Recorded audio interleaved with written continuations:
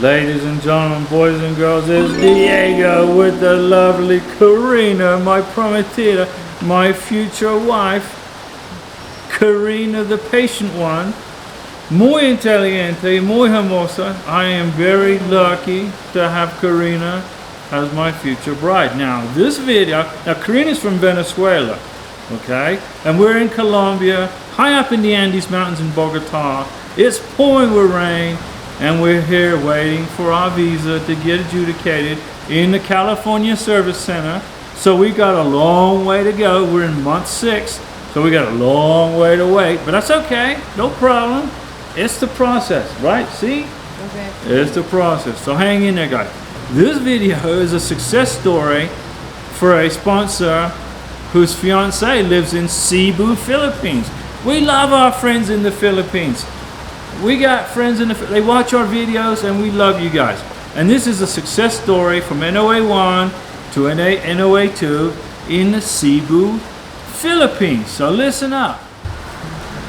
Okay, so Mr. Sponsor, whose fiance is in Cebu, Philippines, beautiful Cebu. Oh, he submitted his I-129F petition for his fiance, okay, on May 20th. 2021.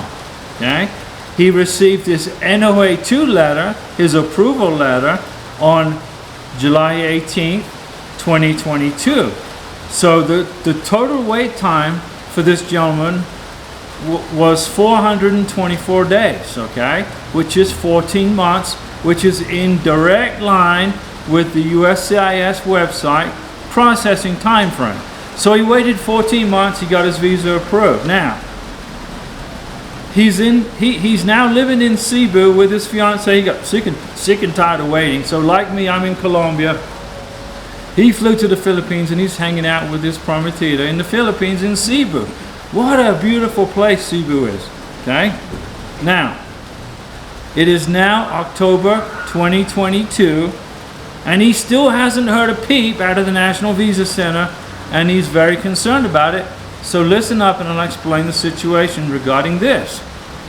So he's got an approved visa from USCIS. USCIS sent it to the National Visa Center in New Hampshire, and the gentleman is in the Cebu, Philippines, living with his fiancée, waiting for this process to get over with, and he hasn't heard a thing from the National Visa Center, okay? Now, if the National Visa Center doesn't contact you, and you know USCIS has sent it to them, okay, you need to contact the National Visa Center. Send them an email. You cannot call the National Visa Center, but you send them an email and ask them, you know, what's going on? What's the status? It's okay to do that, okay? If you are documentarily qualified at the National Visa Center, you need to be contacting them and asking them, what's the status? What's going on? You've been waiting for 2 months. Now, a visa, when it gets approved by USCIS, is good for 4 months. Then it's no good. But in the times we're in with the COVID and all the backlogs in the visa centers and the embassy, this time can be extended, so don't panic, okay? If you've been waiting more than 4 months from the National Visa Center or the embassy for a response, don't panic. You're going to get an extension. But there's a process in place for that.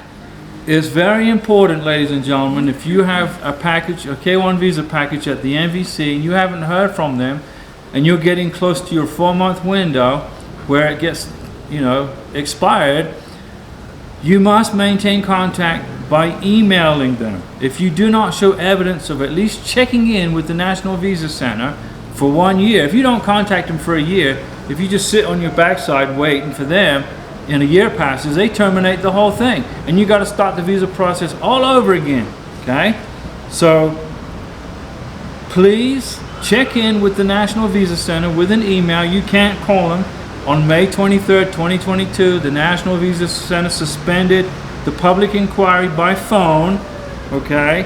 Instead, you now must contact the National Visa Center using the public inquiry form at travel.state.gov. Go to that website, look for public inquiry form, punch in all your information and send it to them, and they will respond. Okay, ladies and gentlemen, to our friends in the Philippines, we thank you for watching. To our friends around the world, have a, relax. We're in the same boat as you in this visa process. Karina's waiting patiently. I'm waiting patiently. Hang in there. I'm sure Karina is doing her best, her rooster impression. We're up here in our apartment in Bogota. We got chickens over here making all kinds of noises. We got rain over here. We got traffic over here. We got ambulances.